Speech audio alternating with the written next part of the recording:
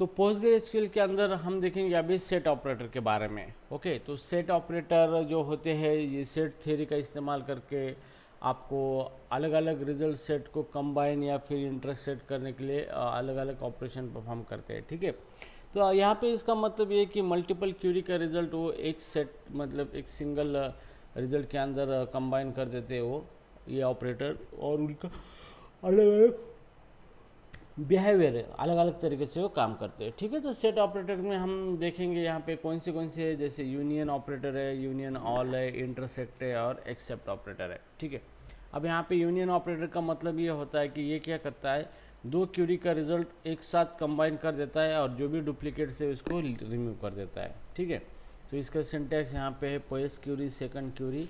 तो अभी हम इसको सेट ऑपरेटर का इस्तेमाल करेंगे। ठीक है, तो अभी यहाँ पे पहले हमने दो टेबल बनाएंगे। ओके, जैसे एम्प्लॉय है और दूसरा है यहाँ पे वेजेस नाम से। ठीक है, तो अभी दो टेबल हम बनाएंगे। तो एम्प्लॉय हमारा ऑलरेडी टेबल है यहाँ पे, और सेकंड चीज़ है यहाँ पे दूसरा टेबल हम बनाएंगे वेजेस नाम से।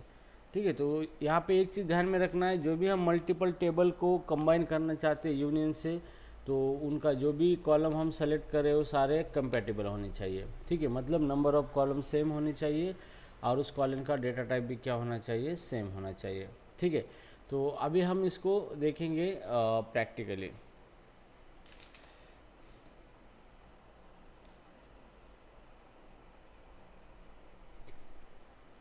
तो एम्प्लॉय टेबल ऑलरेडी है हमारे पास। अभी हमें क्या करना है, वेजेस टेबल बनाना है जिसके अंदर नेम और अमाउंट ये दो चीज़ें हम लेना चाहते हैं। ठीक है, तो आईडी नहीं लिया तो भी चलता है, कोई प्रॉब्लम नहीं है यहाँ पे। तो हम टेबल बनाएंगे वेजेस, जैसे कि इंसर्ट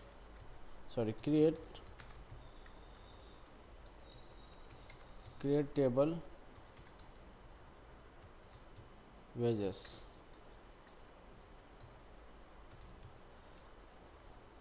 तो ठीक है, यहाँ पे वेजेस का नेम ले लेंगे, नेम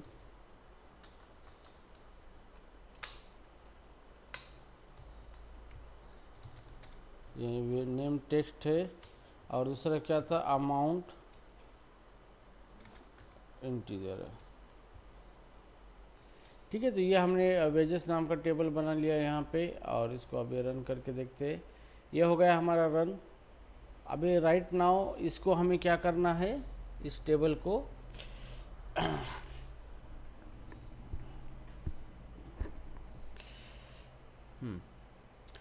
तो इसको प्रिंट करके देखेंगे। यहाँ पे प्रिंट करेंगे, यहाँ पे select star from wages.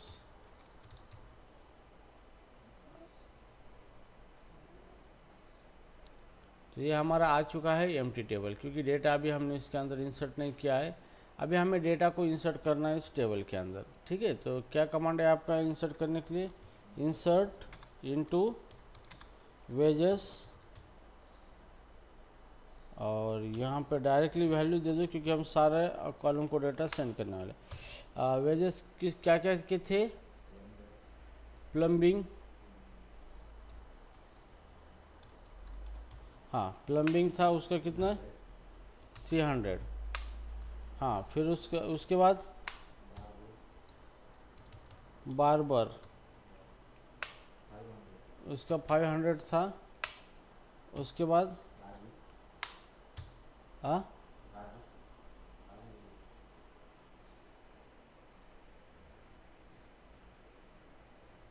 Okay, Raju लिया था ना हमने, यार नाम एक ऐड किया था। ठीक है, तो यहाँ पे सेम रिकॉर्ड लिया था ना हमने, इधर पिंकी राजू सेम नेम लिया था। ठीक है, तो यहाँ पे ले लेंगे राजू, कोई बात नहीं, राजू। और कितना है, 400 ना, 200 सेम। ठीक है, तो यहाँ पे हम वेजेस का एक टेबल बनाएंगे यहाँ पे, और इसको रन करेंगे इस तरीके से। रन हो चुका है यहाँ पे, मतलब है हमारा डेटा इंसर्ट हो चुका है। अब चलो इस डेटा को प्रिंट करके देखते हैं इस तरीके से, और ये यहाँ पे हमारे रिकॉर्ड डिस्प्ले हो चुके हैं। ठीक है, सो राइट नाउ अभी हमारे पास दो टेबल है, एम्प्लॉय है और वेजेस है। ठीक है, तो अभी हमें क्या करना है, ये दोनों टेबल का रिजल्ट कंबाइन करके एक सिंगल रिजल्ट बनाना है। तो हम यहाँ पे यूनियन ऑपरेटर का इस्तेमाल कर सकते हैं मल्टीपल क्यूरी को एक साथ कंबाइन करने के लिए, जो भी मल्टीपल क्यूरी का रिजल्ट है। तो सबसे पहले हम देखेंगे select name comma salary from employ. Okay, तो यहाँ पे देखो ये एम्प्लॉय टेबल की हमने यहाँ पे क्या कर दिए, सैलरी ले लिए। अब इस क्यूरी का रिजल्ट हमें क्या करना है, यूनियन करना है, मतलब कंबाइन करना है दूसरे क्यूरी के रिजल्ट साथ। सेलेक्ट यहाँ पे हम name comma amount from wages. ठीक है, तो ये हमारी क्वेरी बन चुकी है। यहाँ पे ये पहली क्वेरी का रिजल्ट और दूसरी क्वेरी का रिजल्ट एक ही रिजल्ट सेट में कंबाइन होगा। ओके, तो अभी राइट नाउ यहाँ पे देखो ये जो कॉलम नेम कुछ भी होनी चाहिए, लेकिन इसकी नंबर ऑफ कॉलम सेम होनी चाहिए और दोनों ही कॉलम का डेटा टाइप सेम होना चाहिए, तभी आपकी ये क्वेरी रन हो सकती है। तो अभी चलो मैं इसको रन कर देता हूँ इस क्वेरी को। तो ये क्वेरी रन हो गई सक्सेस। तो यहाँ पे देखो ये जो मेरे दोनों टेबल का जो रिजल्ट है उसने कंबाइन कर दिया, जैसे रानी, राजू, वसीम और दीपक और बार राजू प्लम्बिंग। तो यहाँ पे मैंने दो क्यूरी का रिजल्ट एक ही इसमें क्या हो गया, मेरा कंबाइन हो चुका है। ठीक है, तो इस तरीके से आपको मल्टीपल क्यूरी का रिजल्ट एक ही रिजल्ट सेट में आपको कंबाइन करना है और आउटपुट देना है। तो आप क्या यूज़ कर सकते हो, यहाँ पे यूनियन का इस्तेमाल कर सकते हो। तो यूनियन ऑपरेटर जो है ये क्या करता है, दोनों टेबल मतलब क्यूरी जो है उसका रिजल्ट कंबाइन करता है और जो भी डुप्लीकेट रिकॉर्ड है उसको नहीं दिखाता है।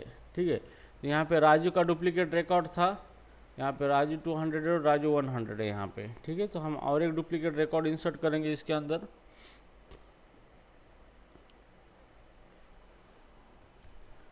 तो यहाँ पे कौन है, दूसरा डुप्लीकेट रिकॉर्ड हम दीपक का करेंगे। ठीक है, तो दीपक का इंसर्ट इनटू यहाँ पे दीपक और कितना है 200 और 500। तो एक दीपक का डुप्लीकेट रिकॉर्ड हम यहाँ पे रखेंगे वेजेस के अंदर। ठीक है, तो अब ये दो क्यूरी का रिजल्ट आएगा, क्या कंबाइन करके देगा, लेकिन जो डुप्लीकेट रिकॉर्ड है उसको एलिमिनेट करेगा। यहाँ पे दीपक एक ही बार आया है, दूसरी बार दीपक आया नहीं है। क्यों, क्योंकि यहाँ पे वेजेस टेबल के अंदर भी दीपक है, लेकिन इसने क्या किया है, जो भी डुप्लीकेट रिकॉर्ड आता है तो वो क्या करता है, इसको रिमूव कर देता है।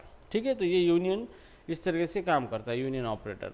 तो यूनियन ऑपरेटर का इस्तेमाल इसलिए होता है कि आप क्या कर सकते हो, दो क्यूरी का रिजल्ट कंबाइन करके एक सिंगल रिजल्ट बना सकते हो, लेकिन यहाँ पे ये डुप्लीकेट रिकॉर्ड अगर सेम है तो उसको निकाल देगा, हटा देगा। ठीक है, तो इस तरीके से आपका यूनियन काम करता है।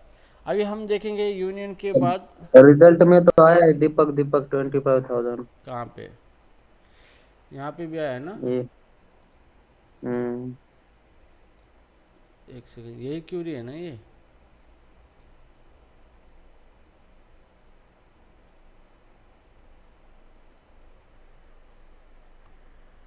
दो टेबल सिर्फ यूनियन कर सकता है, मुझे ऐसा लगता है, डेटा डिस्ट्रिंग नहीं कर पाता है।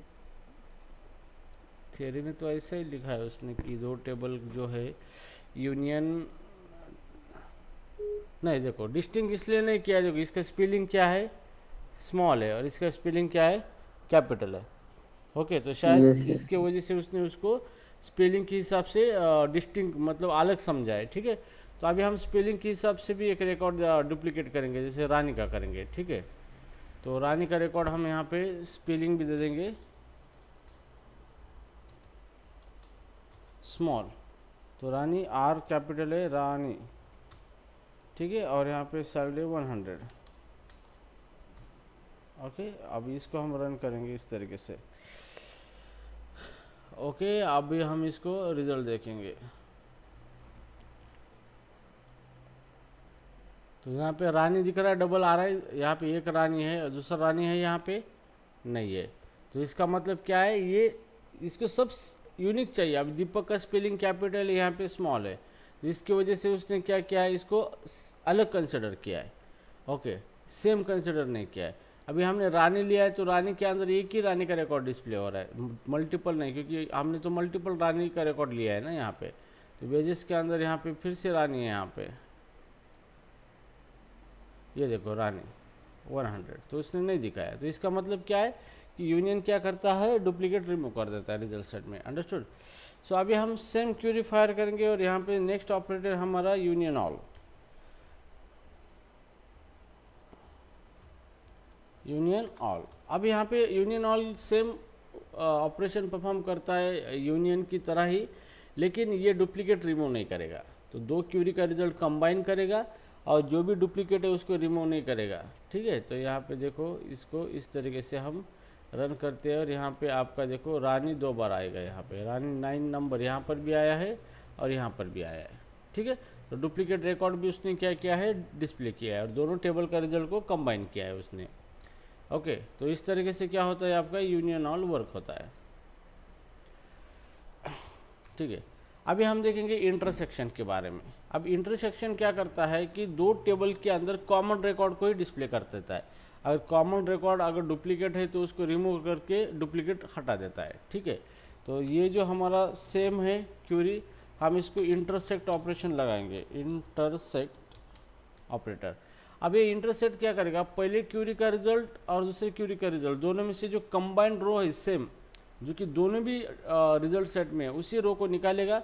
अगर वो मल्टीपल रो है इस तरह की सेम डुप्लीकेट भी है तो उसको रिमूव कर देगा डुप्लीकेट को और यूनिक रिजल्ट ही आपको दिखाएगा। तो इस केस में आपको रानी का रिकॉर्ड आएगा, यहाँ पे एक्सपेक्टेड है और ये यहाँ पे रानी का एक्सपेक्टेड है, क्योंकि रानी ऐसे एक रिकॉर्ड है जो कि दोनों टेबल में सेम एग्जिस्ट कर रहा है। ठीक है, तो रानी 2 बार है लेकिन यहाँ पे सेम क्या हुआ है, उसने एक ही बार लिया है। ओके, तो इस तरीके से आप इंटरसेक्ट ऑपरेशन का इस्तेमाल कर सकते हो। तो इंटरसेक्ट का मतलब यही होता है कि दोनों में से कॉमन रिकॉर्ड जो है उसको बाहर निकालना। ओके, दोनों में कॉमन कौन सा रिकॉर्ड है उसको बाहर निकालना, उसी को कहा जाता है इंटरसेक्ट ऑपरेशन। अंडरस्टूड? यहाँ पे इंटरसेक्ट का मीनिंग क्या होता है, तो अभी राइट नाउ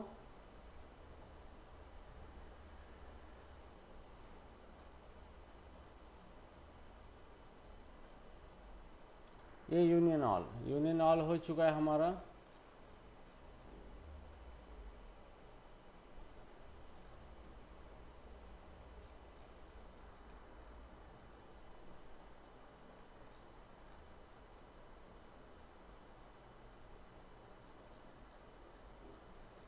और उसके बाद नया ऑपरेटर है कौन सा, यहाँ पे एक्सेप्ट। अब एक्सेप्ट क्या करेगा कि जो पहला रिजल्ट सेट है क्यूरी का, पहले जो क्या क्यूरी है हमारी, मतलब ये हम इस पे एग्जांपल ले लेंगे। ओके, तो यहाँ पे इस क्यूरी का जो रिजल्ट है, इसके अंदर के जो भी रिकॉर्ड्स है इस क्यूरी के अंदर नहीं है, वैसे रिकॉर्ड क्या करेगा, वो आपको डिस्प्ले करेगा। ठीक है, तो पहले क्यूरी के अंदर जो भी रिकॉर्ड्स आए हैं वो दूसरी क्यूरी के रिकॉर्ड्स के अंदर नहीं है, वैसे रिकॉर्ड आपको डिस्प्ले करेगा। ठीक है, तो यहाँ पे एक्सेप्ट, तो यहाँ पे कौन सा रिकॉर्ड नहीं है, यहाँ पे पहले क्यूरी के अंदर रानी को छोड़ के कौन सा रिकॉर्ड नहीं है, तो रानी को छोड़कर सारे रिकॉर्ड आएंगे अभी यहाँ पे। देखो दीपक, राजू, वसीम और रानी यहाँ पे नहीं आया, क्यों कि रानी दूसरी क्यूरी के रिजल्ट में भी है। तो ये एक्सेप्ट ऑपरेटर क्या करेगा कि पहले क्यूरी का रिजल्ट निकालेगा, दूसरी क्यूरी का भी रिजल्ट निकालेगा और पहली क्यूरी के ऐसे ही रिकॉर्ड डिस्प्ले करेगा जो दूसरी क्यूरी के रिजल्ट में नहीं है। लेकिन रानी यहाँ पे दोनों तरफ है तो मतलब रानी का रिकॉर्ड यहाँ पे वो नहीं लेगा। ठीक है, तो इस तरीके से क्या होगा, आपका ये एक्सेप्ट क्या करेगा, वर्क करेगा। तो एक्सेप्ट ऑपरेटर सिंपली दो क्यूरी रिजल्ट को कंबाइन करेगा और पहली क्यूरी की जो रो सेकंड क्यूरी के अंदर नहीं है वैसे रो क्या करेगा, वो डिस्प्ले कर देगा आपको। ठीक है, तो इस तरीके से क्या होगा, आपका ये एक्सेप्ट वर्क हो सकता है।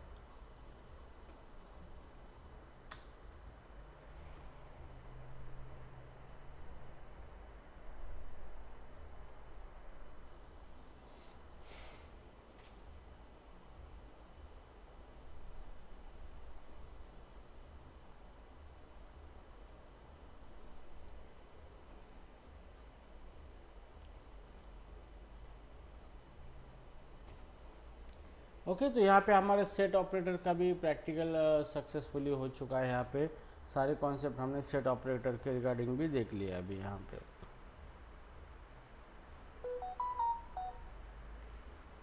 ठीक है, तो यहाँ पे सेट ऑपरेटर में एक चीज़ ध्यान में रखना है आपको, अगर जो भी आप ये क्यूरी करना चाहते हैं तो आपको पूरा कंपेटिबिलिटी होना ज़रूरी है। मैं यहाँ पे एम्प्लॉय का सैलरी और एज भी ले लूँगा यहाँ पे, और नीचे सिर्फ 2 कॉलम लिए मैंने, तो ये क्या करेगा, आपको एरर देगा यहाँ पे।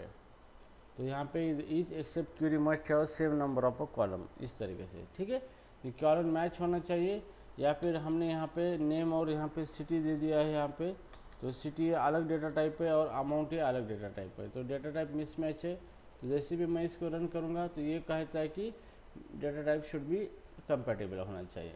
ओके, तो इस तरीके से आप कौन से भी कॉलम यूज करो, लेकिन number of column and data type of that column should be same salary, ठीक है।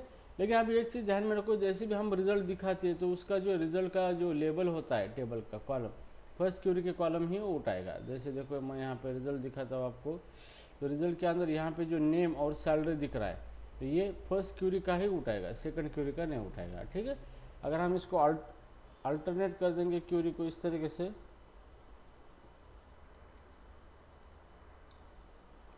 इस तरीके से, तो अभी ये पहली क्यूरी का अमाउंट और नेम वही उठाएगा ये। यहाँ पे सेमीकोलन है और इसको रन करेंगे, देखो तो यहाँ पे नेम और अमाउंट, तो जहाँ पे पहली क्यूरी का जो भी कॉलम के नेम है वही कॉलम के नेम आपके रिजल्ट सेट में आएंगे। ओके, तो इस तरीके से क्या कर सकते हो आप, सेट ऑपरेटर का इस्तेमाल कर सकते हो आपके एसक्यूएल या पोस्टग्रेसक्यूएल के अंदर।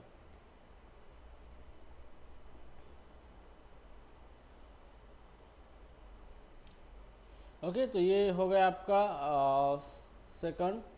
नाउ हमने देखा था नेस्टेड क्यूरी, सब क्यूरी, तो ये कंटिन्यू करना है या फिर स्टॉप करना है?